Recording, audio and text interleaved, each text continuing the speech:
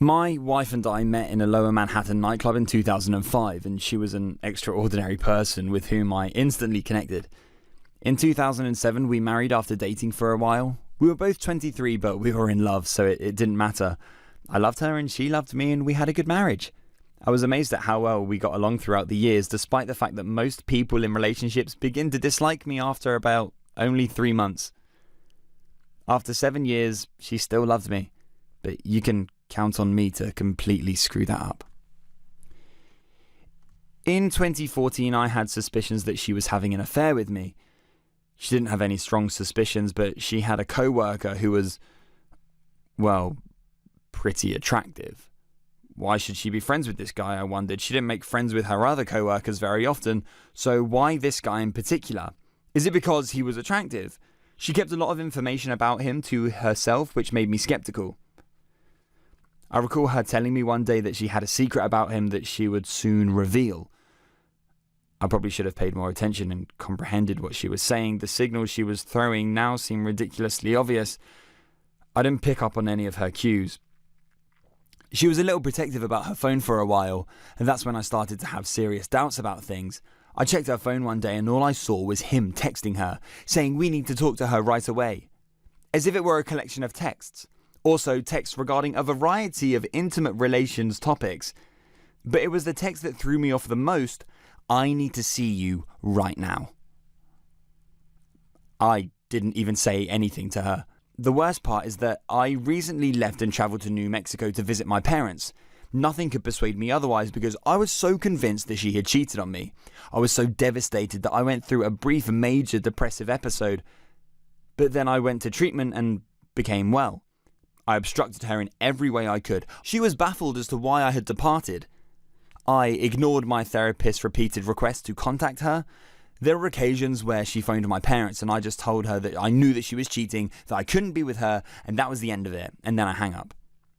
It was all too painful and emotional for me, and I just wanted to put it all behind me.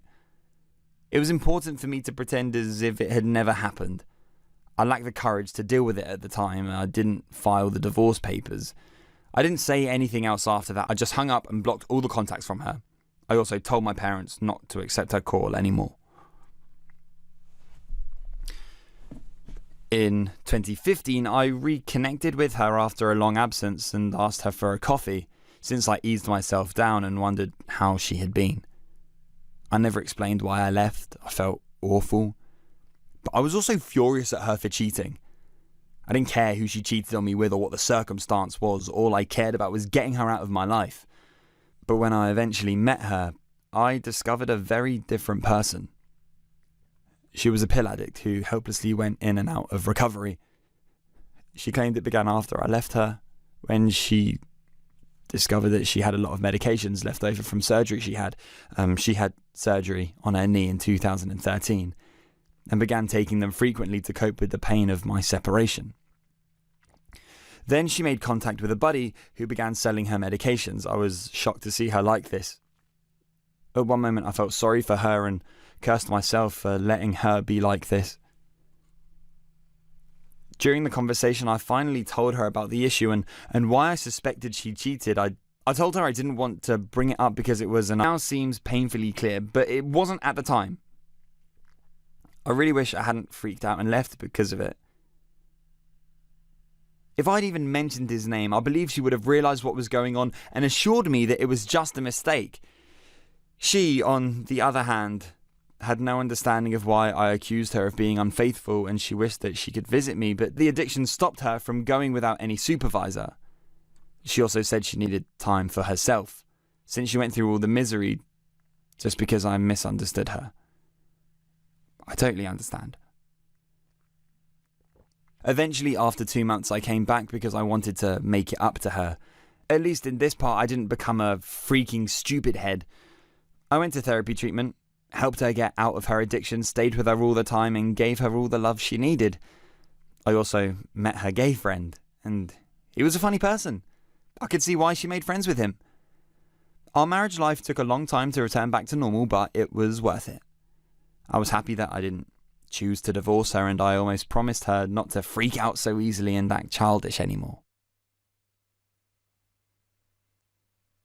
I'm going to tell you about the time when I suffered a memory loss and my girlfriend did some terrible things behind my back. I got married early in life and I was so madly and deeply in love with my wife, Elena. I was pretty sure that she had the same feelings for me, and hence we didn't waste any time getting married and we were spending a good time together. Now the problems begin to appear. Elena developed certain unhealthy behaviours after her marriage. She was a shopaholic who would consistently ask for money to buy designer clothes and accessories. Elena began to make me feel as if she was only interested in my money and didn't want anything to do with me. Also, there was a guy named Vincent, and he and Elena had a history, but they remained friends after that. However, I had a strong uneasy feeling about Vincent. Elena used to spend more than half of her time with Vincent, and I couldn't say anything because they were just friends, according to her. I often discovered her texting someone on the phone late at night when we're meant to be sleeping. I asked her directly a few times, and she used to dismiss me aggressively. It was causing me a lot of anxiety, but I couldn't act on my suspicions because I didn't have any proof. One day I was going to work and suddenly a car showed up in my driveway really fast and went in the opposite direction like the driver was drunk, so it hit me really hard and I passed out. When I woke up, I found myself in hospital and my head hurt so bad, but at the same time I felt blank, like I didn't have anything to think about. And these people in front of me looked very strange. They immediately called my name, but I didn't recognize any of them. The doctor said I passed out for a week, and I was diagnosed with temporary memory loss. And this could heal over time depending on me.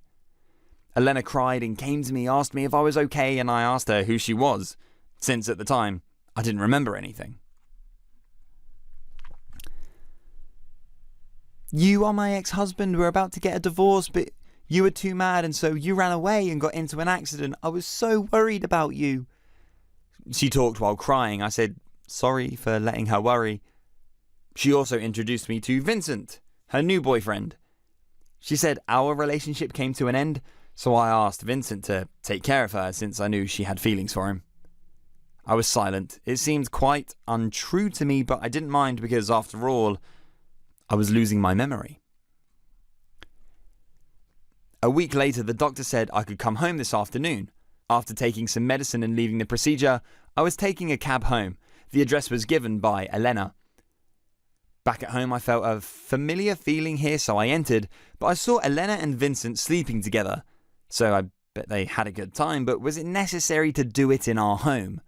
Furthermore, I felt so much pain inside. Did I still love her or something? At that moment, my head hurt so bad. It felt like it was about to explode, like it tried to recall something, and I passed out. When I woke up, I was in the hospital alone, and the doctor said it was my nerves being forced hard, so I passed out, and one of my neighbours found me and drove me here. He even asked if I recalled any memories. I looked at him and slowly shook my head, but my eyes were meaning something different. Leaving the hospital, Elena called me. She said I should come and fill out the divorce paper because it would affect the trial. I agreed to come back, saw Elena and Vincent with the divorce on the table.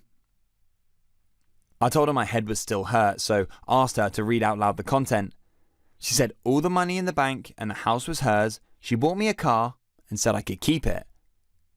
Right at the moment I was about to sign, I ripped the contract into pieces. It was all lies. "What the hell are you doing?" Elena shouted angrily.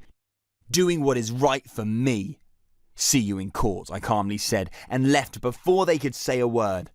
I wrote a petition against Elena and Vincent. A few days later, at the court, I calmly explained the situation. That day, when I came home and saw them two sleeping together, I ran away and passed out. But that was when I regained my memory.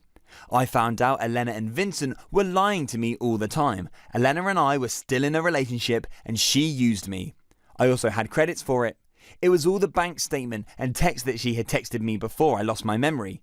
No texts include divorce, just asking for money. My friends also claimed that we never mentioned divorce and said Elena always asked me for money to hang out with Vincent, even went to a hotel together, with pictures that they captured. So that was enough to say Elena was cheating on me. When I regained my memory, they thought I was still lost. They even tricked me to transfer all of my money for them and kicked me out of the house. But the moment I went through that door at my house, I already had my phone recording everything. Elena and Vincent were completely shocked and accused me of lying, but they couldn't prove it. I smirked and looked at them because I won the trial and took back everything that belonged to me. In the end, I officially rewrote the divorce paper and transferred it to Elena. I got everything that was mine, got rid of a gold digger and that guy that I hated so much.